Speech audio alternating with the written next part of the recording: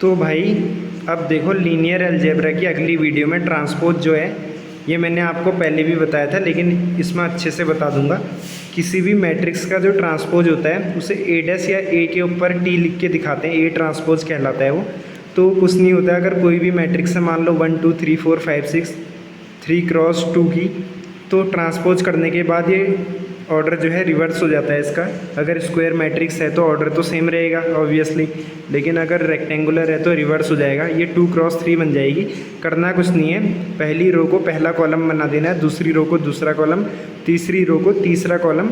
और अगर मैट्रिक्स का ऑर्डर कुछ और होता तो प्रक्रिया सेम रहने वाली है।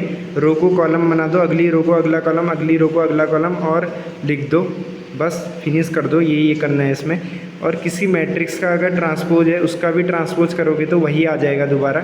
इसका ट्रांसपोज करके देख लो, आप दोबारा करके देखोगे तो 1 3 5 कॉलम में और 2 4 6 भी कॉलम में आ जाएगा, तो दिख रहा होगा।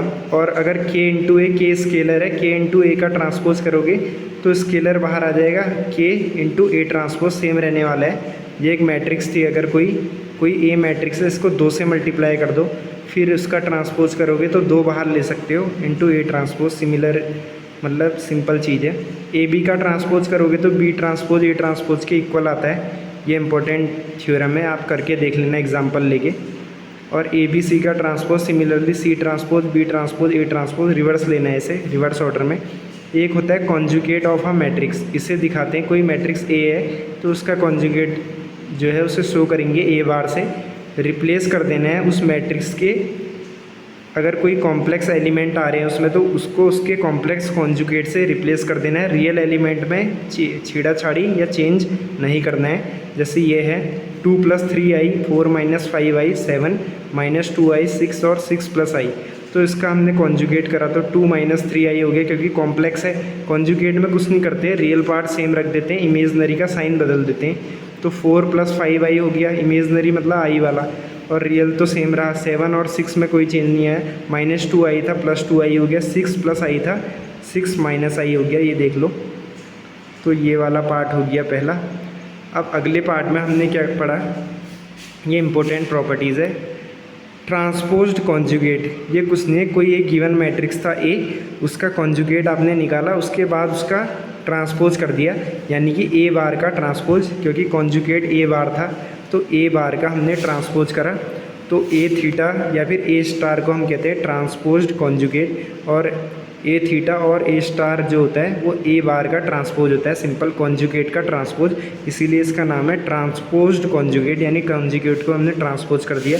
अगर ए बी का आप थीटा करोगे तो बी थीटा ए थीटा सिमिलर याद कर लो ट्रांसपोज की तरह। और के इंटू ए का अगर थीटा करोगे तो के नहीं आएगा, क्योंकि ये के यहाँ पर रेफ़र कर रहा है कॉम्प्लेक्स नंबर को, तो के बार आएगा, यानी कॉम्प्लेक्स कॉन्जुगेट ऑफ के इंटू ए थीटा। और ए प्लस बी का थीटा करोगे तो ए थीटा प्लस बी थीटा है, सिंपल सी थ्योरम है। और रियल मैट्राइसेस जो होते हैं उनका क्लासिफिकेशन, रियल मतलब इमेजिनरी उसमें आएगा नहीं, तो कॉन्जुगेट वाला जो कॉन्सेप्ट है वहाँ पर बिल्कुल वैलिड नहीं होगा, हट जाएगा वो, उससे हट के देखना है। सिमेट्रिक मैट्रिक्स, कोई भी ऐसी मैट्रिक्स जिसका ट्रांसपोज उसी के बराबर आ जाए तो सिमेट्रिक कहलाती है। अगला है स्क्यू सिमेट्रिक मैट्रिक्स, ये देखो, इसमें अगर किसी मैट्रिक्स का ट्रांसपोज माइनस ऑफ वो मैट्रिक्स आ रहा है, यानी उसका ट्रांसपोज करने पे नेगेटिव ऑफ डेट मैट्रिक्स आ रहा है, तो वो स्क्यू सिमेट्रिक मैट्रिक्स हो जाएगी। और स्क्यू सिमेट्रिक मैट्रिक्स के प्रिंसिपल डायगोनल एलिमेंट 0 होते हैं, ध्यान रखना, क्योंकि प्रिंसिपल डायगोनल एलिमेंट्स में चेंज आता नहीं है, चाहे ट्रांसपोज कर दो आप, कुछ कर दो। तो अगर वो नेगेटिव आ रहे हैं इसका मतलब वो नंबर होते तो उनमें तो चेंज आना नहीं चाहिए था, इसलिए वो 0 होंगे। तो स्क्यू सिमेट्रिक मैट्रिक्स के प्रिंसिपल डायगोनल एलिमेंट्स जो होंगे 0 होंगे, ध्यान रखना।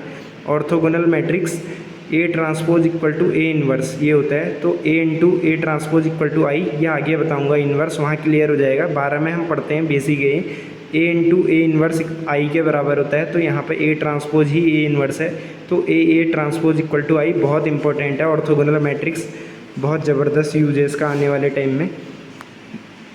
अब इसमें एक नोट है, अगर कोई एक गिवन मैट्रिक्स है ए, तो ए इंटू ए ट्रांसपोज हमेशा सिमेट्रिक मैट्रिक्स आएगी, बहुत इंपॉर्टेंट है ये नोट।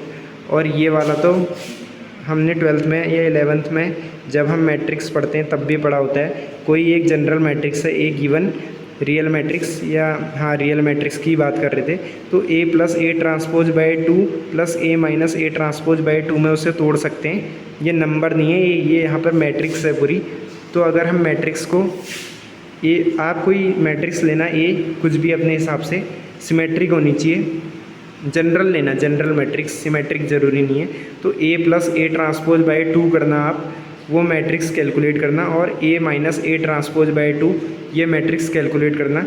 तो आप देखोगे ये वाला जो है सिमेट्रिक आ रहा होगा और ये वाला जो है स्क्यू सिमेट्रिक आ रहा होगा। तो किसी भी गिवन मैट्रिक्स को हम सिमेट्रिक और स्क्यू सिमेट्रिक पार्ट में ब्रेक कर सकते हैं। तो ऐसे करते हैं, और मैट्रिक्स फॉर्म में आप लिख लेना, 2x2 मैट्रिक्स ही ले लेना, ईजी पड़ेगा, और इसको वेरीफाई कर लेना, ऐसे ही आएगा।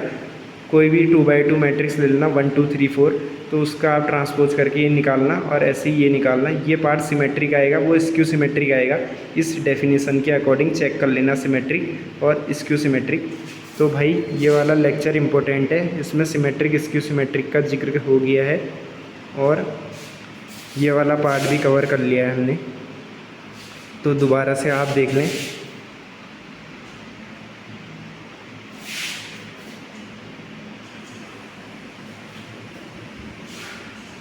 यहाँ से थोड़ा क्लियर आ रहा है।